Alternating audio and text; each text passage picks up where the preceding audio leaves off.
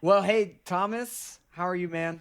I'm good. It's been too long. I think we had a break of a couple of months now, so it's good to be back.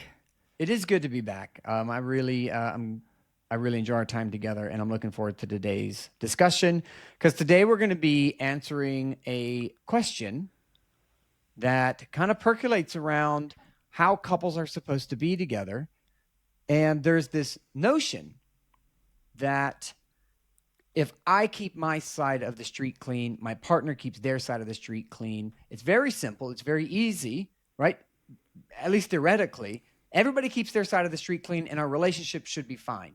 And the question that we're going to be dealing with today is, does it really work that way? Is that a healthy and good way to approach a relationships, or does it have some problematic points along the way? Yes. Yeah? Yes. I So like you that. want to I you want like. to Yeah, I think even the notion of that question or ideology or whatever we call it, culture, is based on the fact that we are two separate worlds.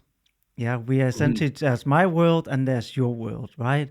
But I think the whole concept, and actually maybe it's good to start with even what does it mean, this idea of actually relating to another human being, right? Mhm. Because at least, and of course, I'm not saying my definition is a right definition, but the way I kind Sure. of define it and see relating is a willingness and attempt to try and understand the other person's world. I normally call it maps, but you can call it whatever it is, right?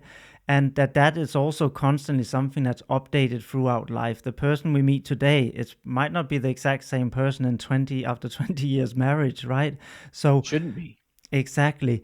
So if we continuously just look and drive through our own maps, then it's very difficult to come to shared destinations, right? And have a common understanding of each other, Mm. having common goals that we both feel that we are driving towards, which is a huge part of the glue in any relationship, right? It might be raising children, it might be, as my parents did after we left the house, building their dream house in France, whatever it is, it's this glue of having a shared world, right? And of course, we also have our individual world, but there has to also be a shared world together. Otherwise, we are not really relating. Absolutely.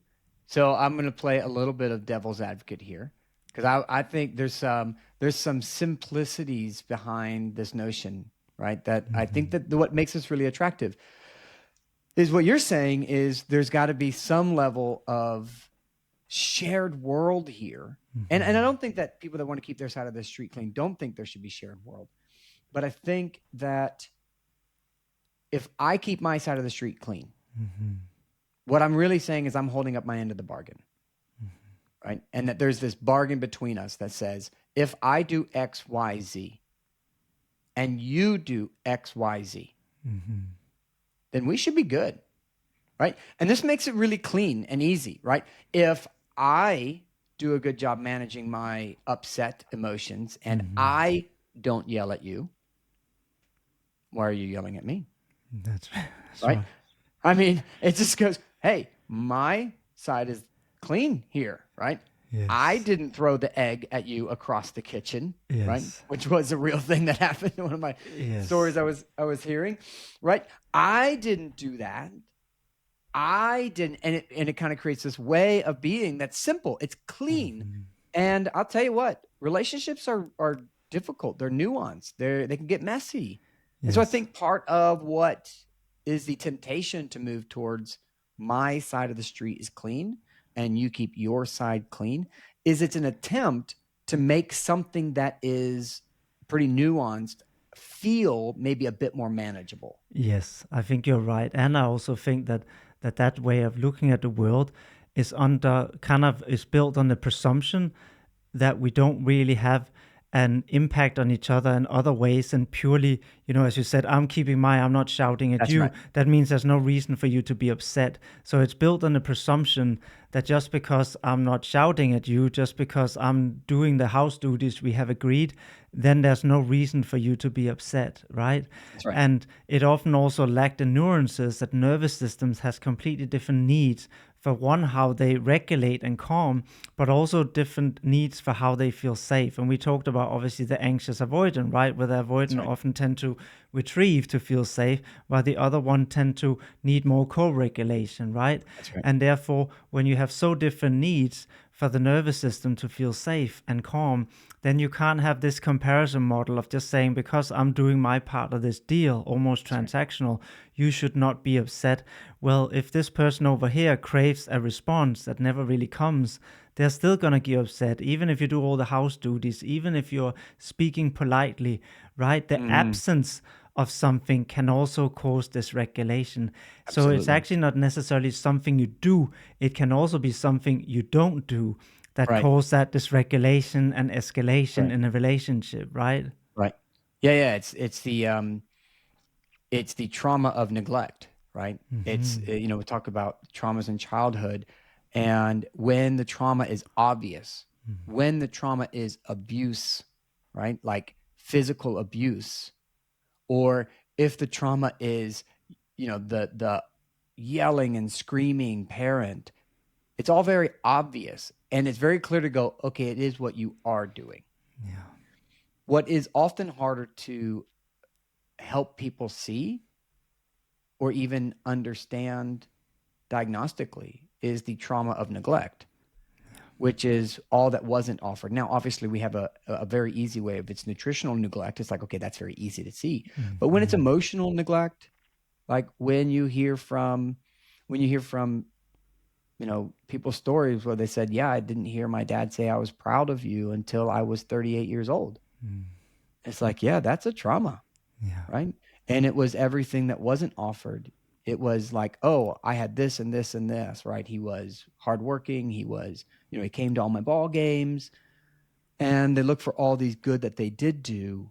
But Yes. sometimes it can be really hard to see the things that we didn't get, right? That And to begin to work in that space. And so I that think there is a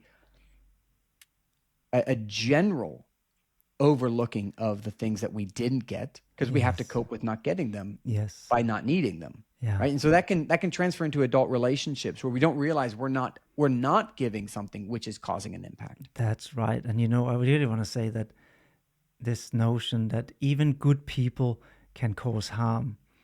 And what Yes. I mean by Yeah. that, I have that example we talk is, a dad that goes out, work really hard for his family because he wants to make sure he can provide. He's generally a caring dad. However, he's never able to show up to the important moments because he's working away and trying to pay for everything, That's right. right? So, but the neurological response might still be in that daughter who at every show, at everything she does, Mhm. look out and see dad isn't there. That can Yeah. still become an encoded memory in her. Dad That's right. didn't really care about me that much, That's right? right. I can't really count on a man or my husband or whatever it is. That's right. And that doesn't mean he was a bad man. It doesn't mean the dad was a bad person or a bad man or was neglective. But I think often we can cause harm, even completely unintentional, right? And it's Yeah. quite normal that we also know in families that have overload where they simply have far more demand than humans are able to cope. It's more likely to have an implicit impact on the children. Nothing to do with how good or not good people they are, simply Yeah. because it means something then has to start being neglected, right? And that's often what we then see later in these responses you were Mhm. talking about in a relational dynamic, when suddenly their interpretation of events suddenly become, maybe the person is late and the partner start to panic thinking, oh, he doesn't care, he's not going to show up. And by the time he does show up, a big escalation happens, right? Because the presumption now, the predictive model, as I refer to it, has become, I'm going to be let down again. I'm That's going right. to be neglected. So I'm already preparing myself for that sense of disappointment, right? And the pain that is. Um, and then that often can lead to an escalation where actually Yeah. maybe an issue was not even there, right? Absolutely.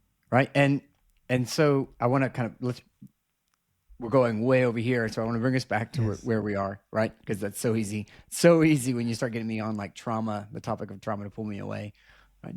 Um, because that it is so easy to get there, right? What you're naming, and I think about like this phrase that we're using, this idea that I can be so siloed, Mm-hmm. right? That I don't cause any obvious harm, Mm-hmm. but I don't realize the harm of me being in a silo and what my partner loses when I'm in that silo. Yes. And that has an impact itself. Even though I'm not doing something in particular, Yes. it's the fact that they can't find me, I'm not accessible, that begins to cause harm. And so it can be difficult when the phrase that I really got familiar with, keeping my side of the street clean, is in the addiction world. Hmm. Um, when I worked at an inpatient facility, I ran an intensive outpatient program and designed the program, a 10-week program for those in recovery. And it can be really nuanced in that field because they're saying often, like, that road to relapse, it's my job to make sure that that is clean and Hmm. clear. But I think the problem, what I ran into was, yeah, that's easy if it was only up to you. And Yes. actually what you have to do is deny, and I'm going to use a therapy word here, so I'll stop and explain it. But in order to go even into addiction and say, oh, I've just got to keep my side of the street, make sure that road to recovery is clear and that road to relapse is not happening, which happens in like Hmm. when things start cluttering their road and things get overwhelming and then they drink to relieve themselves or whatever. But what happens when we say, I have to keep my side of the street clean, even in the context of addiction, is we forget that even in the context of addiction, drinking, using drugs, any kind of relapse is systemic. It's relational, That's right? right. And so what do I mean by systemic? I mean, you're part of a system. So this was always the flawed bit of the inpatient facility model, is you take people out of a system, Yes. right? Out of the work stress, out of the family stress, out of the partner stress, the kids stress, and you plop them for 28 days into an inpatient facility Hmm. where they have all their needs met. They have people around them that are recovering. They've got therapists there basically 24/7. And then they get to their 28 days. We try to convince them to stay longer, but they're like, you know what? I'm not jonesing for a drink. I'm not Yeah. thinking about drinking anymore. I think I'm going to be fine. And then Yes. we drop them back into a system, right? Yeah. And the system is stressful. Yes. And then they go, just keep my side of the street clean, right? Go to my meetings. And this is what happens. And this is where this gets really popular is if I can just do that, then I should be fine. But it is a Yes. form of siloing ourselves and saying, even this street, even my recovery is solely my responsibility. Yes. But then it's a denial that other people are impacting the reason why we're drinking, That's right? right. It's in the reality of addiction or yelling in the relationship or walking away in the relationship or slamming doors, whatever the move is, right? Because I still see drinking and using as a coping mechanism, Yeah. right? It's a protective strategy that has just gone off the rails. Even there, I would say, if you're drinking, and I believe it is part of a system, then even keeping your road to recovery clear isn't solely on you. Does that make sense? It does, because it's a bit Okay. like one cell of the liver saying, I'm going to do this by myself. That's right. Yeah. I'll But take the hit for everybody else. that's right. And it doesn't work, right? This is why you need all those cells together as an Mm. organism to come and actually do the function of detoxicating and the other function livers does, right? And and I think actually, even as you were talking about this, I think this is also part of what has been to some extent faulty, even in a lot of therapeutic models, is the fact Yeah. that often people are treated, and it's part of what I liked about relationship couples therapy was actually that you have another person in there, and it wasn't treated, because when I was doing individual therapy, I always kind of felt this, that yes, they're getting all these understandings, but their whole social network are not moving with this understanding with them, That's so right. they can be there as part of a supportive network, right? Their parents still don't get it, their partners still don't get it. And for me, there was something missing, where I always felt, but what if we could bring these people into it and they could also get this understanding, right, about this person? Then suddenly the Mm-hmm. network, the support system would become a much more whole organism instead of looking in isolation, right? And of course, I know you brought this up in relation to couples, romantic couples, but it's very much the same, because the organism then becomes those two people, and it might expand into children. So it's a bigger organism, right, that kind of grows. But the fact is, you can't separate any one of these out of the other and then look at them as No, just as separate to the other entities, right? it doesn't The work. kids are impacted by how you are as a couple. Your partner's impacted by how you are, right? You might do everything the way you have agreed. They're also impacted by how you feel, by your mood when you come home, right? Yep. So therefore, I think you're spot on that the very individualistic way that I think this idea, I keep my side of the street clean, Yeah. represent the individualization of society, right? That I do my bit and then everything is fine. But I think they completely neglect that we never function in isolation. Yeah. I think you're right. I think the temptation of it is it feels cleaner. It really, it like, if I can, like, if my partner gets angry, Yeah. I can say, oh, not my job to manage your emotions, right? So go clean your side of the street and then come back to me when you're not angry, Yes. right? And it's simpler that way.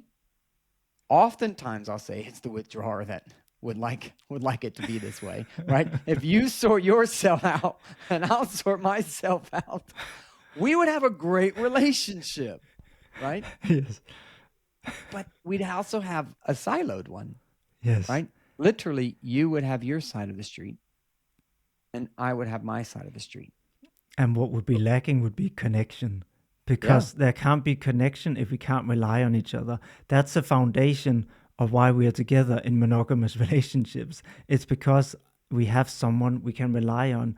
So if we don't need someone to rely on, we wouldn't be in monogamous relationships No. in the first place. They And simply would not exist.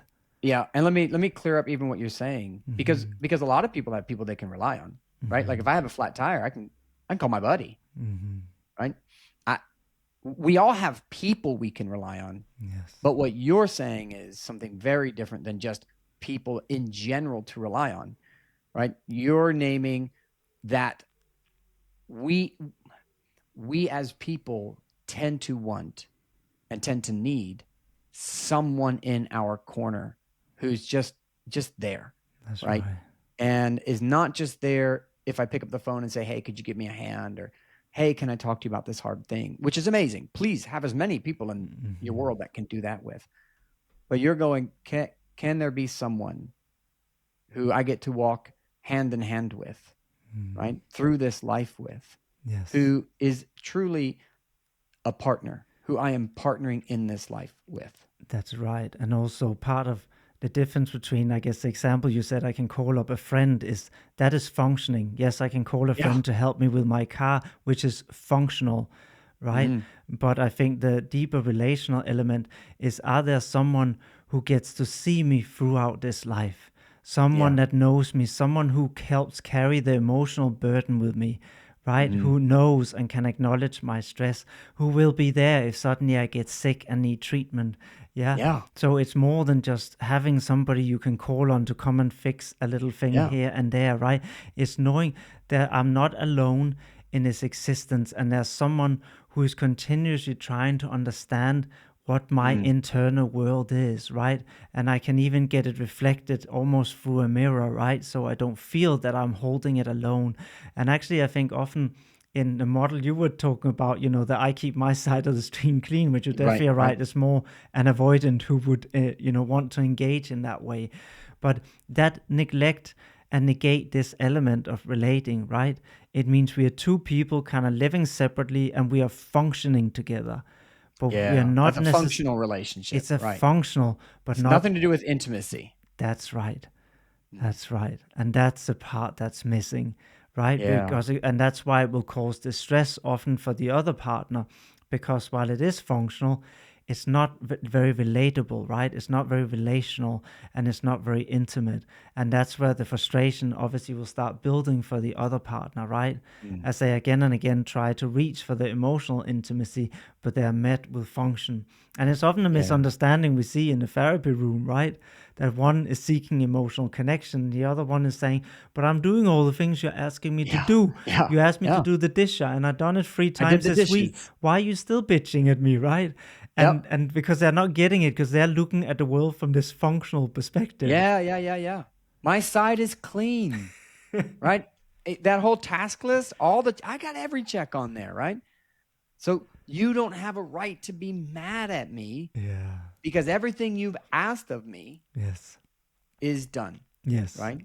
It's, and that's where we're really naming. And so I want to make this point clear, but then I'm going to ask you a different question to go a little bit of a different direction that I think ties in here. But what we're naming is there is a way of being with each other that even getting all the things done, even saying, look, I've cleaned up my whole street here, but you're not on it. And that notion right there, just the fact that you're not on my side of the street, you don't get to be with me on this side of the street because you have to manage yours and I'm managing mine.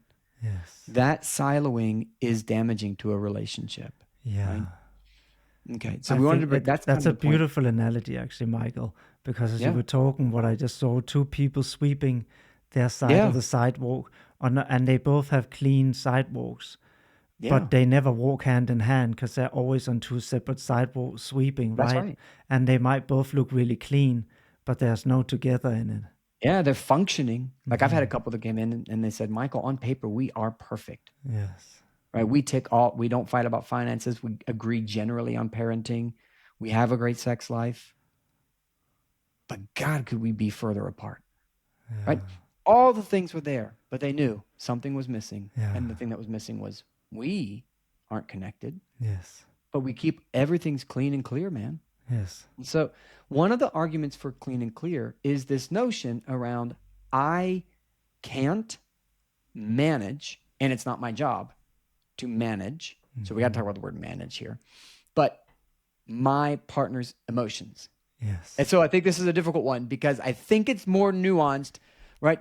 Because it gets used like, oh, look, I can't manage your emotions here, right? Yes. Which becomes a catch-all in the word manage your emotions. Yes.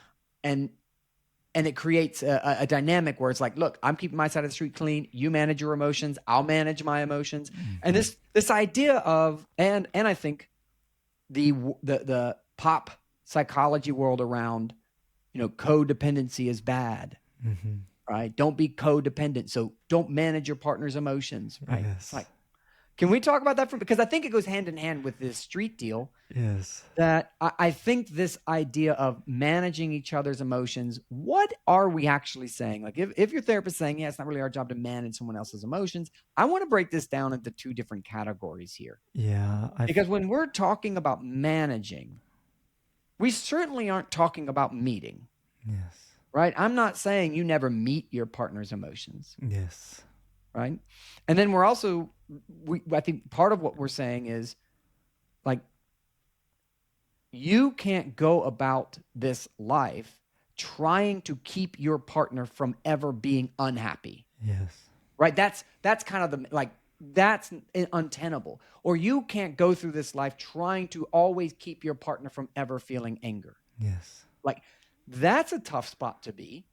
And I definitely am not advocating that somehow anyone in a relationship could possibly pad their partners so much that they would never feel grief, never feel sad, never be unhappy, never be angry. Yes. But I do know that some people do try to manage in that way. Yes. So those are the two categories, right? There's managing and then there's meeting. Yes. Right? And I think what happens is both of them get swept under the name managing. Yeah. So I'd love to, what are your thoughts on, there was on one how thing, we use that phrase? I think there was one thing I wanted to say when you were talking that just came into mind, because you mentioned this pop psychology of codependence. And I even had a couple come in and say that our children say that my wife is codependent, right? And so it's becoming, so I just want to speak quickly to that, right? And then just in case so you're not watching the video here, my heavy eye roll right now is so big. But it's become very popular to say this, right? It is. And so I just want to kind of clarify that naturally our nervous system has two ways that it can kind of regulate and calm down when distressed. One is through what we call self-regulation. That is me going for a run, or it's me screaming into a pillow, it's me journaling, whatever it is, me doing some kind of activity that helps me calm down my nervous system when I get stressed. And then we have this other magical thing called co-regulation. And that's if my partner, which of course is not always the case, they have a calmer nervous system than mine, and they can borrow that to me for a little bit or share theirs with me that can help Yep. me calm down a bit, right? It's like me coming home stressed and my partner is feeling quite calm and she just puts a hand on me and say it's gonna be okay. That's her Yeah. just borrowing me her calm nervous system, and That's right. because we are connected, that implied and affect my nervous system. So I go, and I notice her breath and I calm down with her and she kind of gets me down to her level. That's co-regulation, right? And Yeah. having both these strategies and learning both these is quite essential because they're both magical and they're both super useful. And if we That's right. disregard either one of them, we get in trouble because the avoidant tend to disregard correlation and say, that's nonsense. I don't trust that. I can Mm. regulate myself. I expect you to do the same, right? And some other people, maybe people that are very anxious, they can be a bit too reliant on co-regulation, right? And struggle to self-regulate, right? And really what we're trying to do is kind of move people into a place where they have a balance of two, right? Or both of them. And this idea of codependency is essentially a way of trying to describe somebody who is only reliant primarily on co-regulation, who has Mhm. simply no way that they can regulate themselves. Yeah, so they have to borrow other nervous systems all the time, pretty much. But it's a very, Mm. very overused term, just like, some of these personality disorders that everybody throws around, right? It's That's very, right. very overused because the majority of the people have some of these strategies to some extent, right? Yeah. More or less so. So anyway, I just wanted to mention that, but we got taken off from a question you had.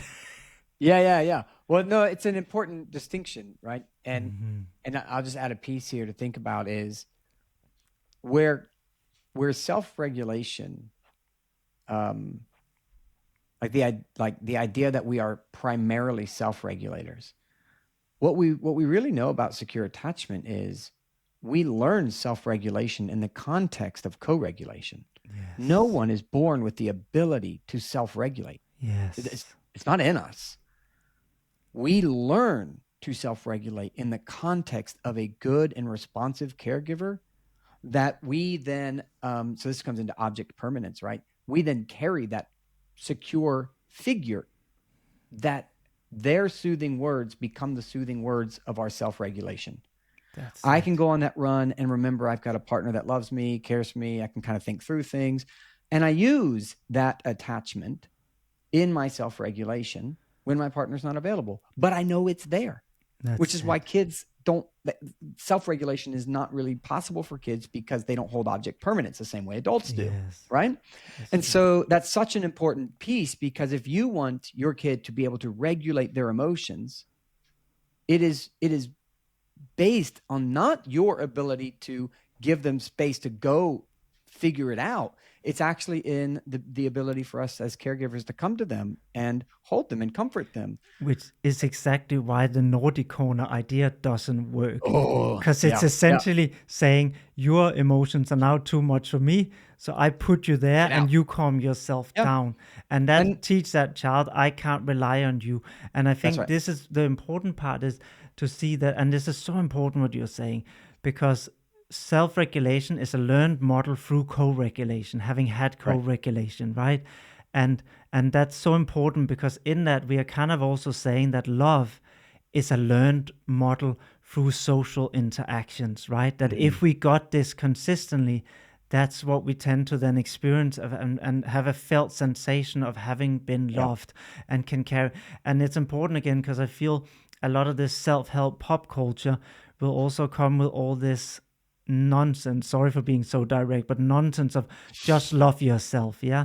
And it's utter nonsense because if you haven't Yeah. had a model and experience a reflection through another human being, you can't just suddenly love yourself. You can't suddenly take and give this model to yourself. It's simply not possible. That's right. Yep. I couldn't agree more. Um, yeah, this idea of self-love it is important to love yourself. But we learn to love ourselves in the context of loving others. That's It's it. just it's how it goes. Not going to say that there won't be anybody that disagrees while they're listening. So that's fine. If you With it. disagree, that's okay. That's it. We can all hold a little bit of a different opinion there. The question I was asking, so I'm going to refine it just a little bit because it's kind of coming clear. How do we speak to the responsibility emotionally we do hold for our partners? Like, how can someone engage their partner's emotions and not become responsible for their partner's emotions in that management kind of way? Is there a way for couples to go, I can engage with you emotionally. I can engage even with your anger, right? We're not talking about explosive yelling, calling names. We don't want you to engage with that. But how do we help couples think about a way to be with each other that is emotional, but not managing and getting into the idea that somehow I'm responsible for you because of this? And actually, this is a really good question, because often what I'll find is that it's in the act of feeling responsible that it doesn't become possible to be present with their emotion and help them co-regulate, Yeah, because it creates that like pressure on the other partner. That's right. And it's so often what you hear the avoidant say, right? They suddenly feel, oh, I've done something wrong again. I can't get it right. So they take on the responsibility of that emotional response. And I can see your wind in your eyebrows. I'm just, it's what's actually hitting me is how easy this is to do with, like, the easiest, like, is how, as a parent, it's so easy to lose my own regulation when my kids are dysregulated, because there is, I think this is for every parent, there's that part of us that go, oh, it's my job to keep you from feeling this way, or it's my job to help you stop feeling this way, and then I do what I know how to do, and then, oh, you're still like, you're still upset, and then it's like, well, clearly I'm not helping, and somehow it was my job to make you stop feeling that because it's bad, rather than my job to enter the bad feeling and just walk in it with you and understand it. But it's so easy for that hook, because you see your child in pain and it's awful and you don't want it for them, and or like, this is hard, and it's hard to say this is hard. So I just think about, like, it hits me in the place as a dad of going, man, it gets so tough for me as a human when my children are, when I have my parent hat on, when my children are dysregulated. It's just hard. And I find it hard to not get into managing their emotions. Because they're big emotions. And of course it is. But I was gonna say, it doesn't change partners, right? This is cradle to the grave, right? This attachment stuff, this emotional regulation stuff. We don't outgrow our need for co-regulation. And so that dynamic that's easy to understand between parent and child, and most parents will feel, is actually still present in our loving relationships as well. Yeah, and I think it comes a lot down to what you said about this idea that there's good and bad emotions, right? That there's some we want to avoid and some that we want to feel and have.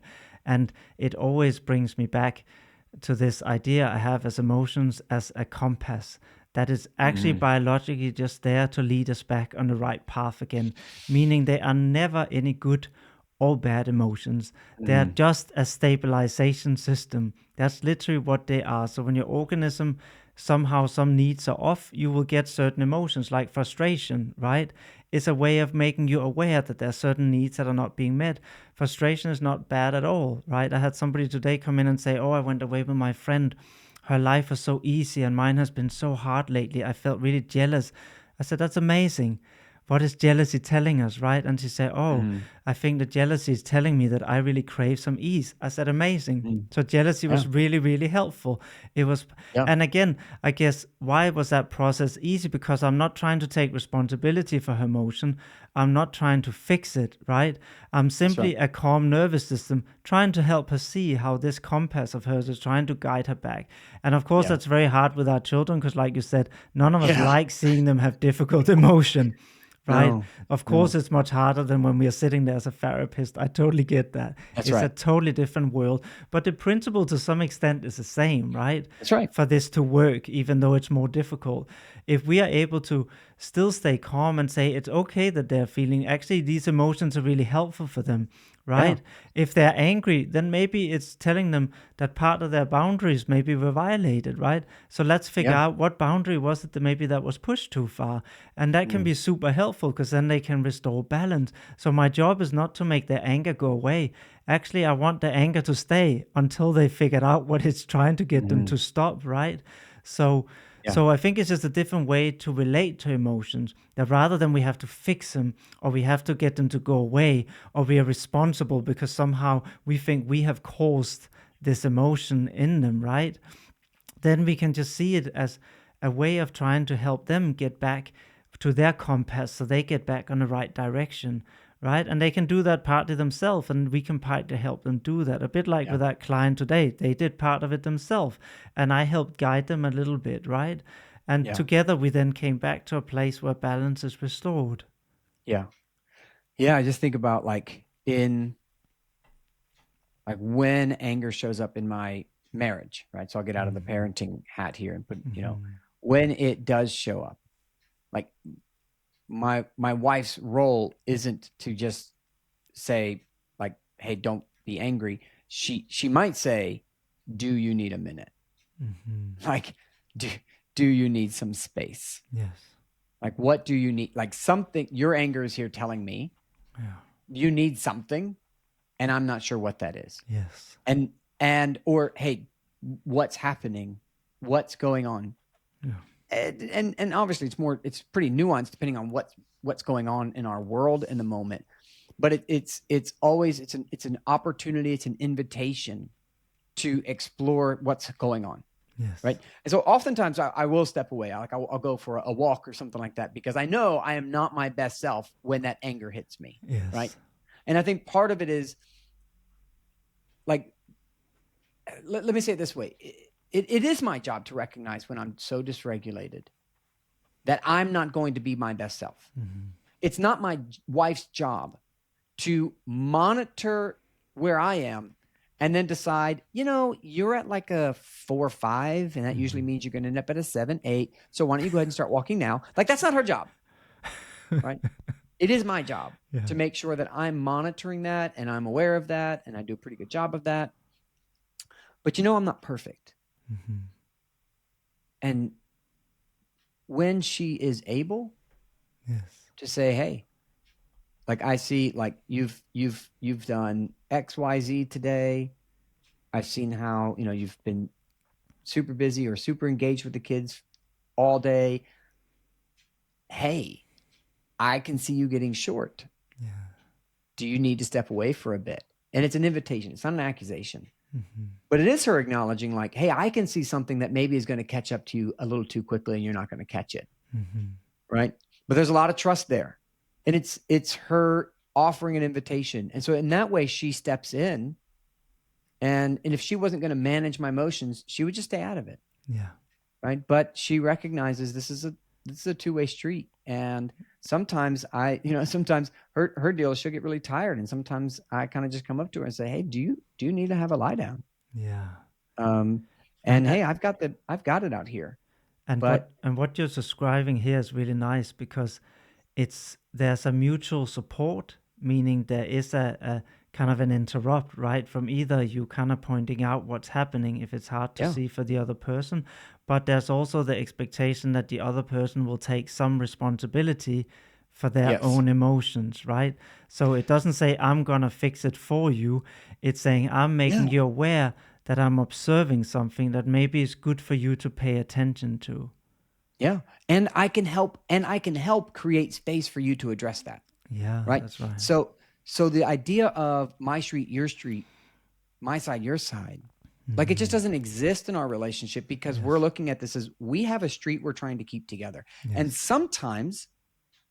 sometimes my partner needs to step off that road for a minute, Yes. gather herself, and I need to step into the whole of the street and manage all the kids and do the thing, That's right? it. Sometimes that's what we have to do.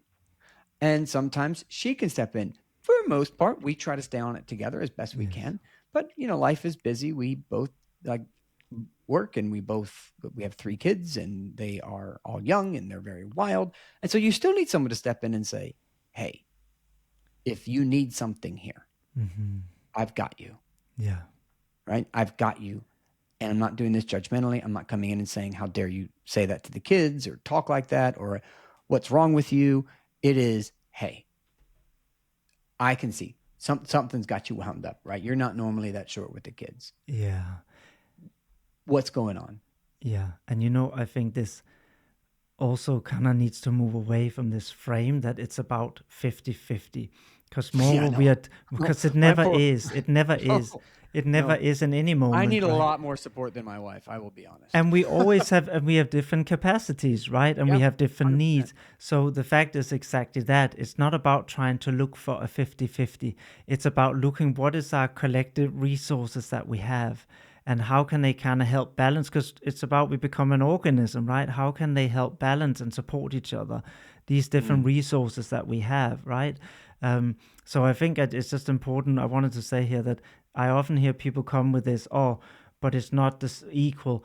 And it never is. And there will also be different points at different times where you have different resources. One day your partner's really down and you had a good day. Then you might have to show up 80% of it, right? And they can do yeah, the 20. Another day it's reverse, right? You had a really bad day and maybe yeah, she has to show up and carry the majority of the load, right? And she has to be the one who absolutely. showed up with a regulated nervous system. But in this way, we can help continuing bring each other back, because when we both are back in regulated nervous systems, we together, the unit of those are much stronger than the individual parts on their own, right? Just like the individual cells of the liver can't do much, but bring them together, they can do something quite miraculously, right? That's right. This is the same, that the individual part of the couple are not nearly as strong as when they help each other come back to where they are both regulated. Then they become Yeah, yeah, the strongest possible unit. yeah. Yeah. We're more than the sum of our parts, right? Yeah, that's it. Yeah. No, I really appreciate that. And so I want to wrap into like a little bow here. So I don't know if you could tell, but obviously Thomas and I aren't too into the idea of keeping my side of the street clean and your side of the street clean. We can acknowledge the benefit that is attempting here. Like we are trying to do, like that notion is trying to do something good. It's trying to keep the relationship cleaner and more manageable. But we also want to acknowledge the downfall of it is you end up siloed. And you end up siloed. And for the one who likes their silo, that's easier. But the reactivity coming in, all that anger coming in, is a direct response to the system, right? That when you silo yourself, you also silo your partner. And that is not something that everybody wants to do. In fact, two people that often end up in their own silos and they like it there, they don't end up lasting because they really just want to be alone.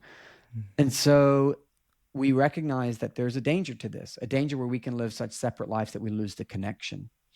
And in that space, we also lose this idea of supporting each other emotionally, right? I'm not saying going to work isn't supporting your partner. Going to work is supporting your partner. But we're talking about that emotional space, the space that is unseen and often untalked about.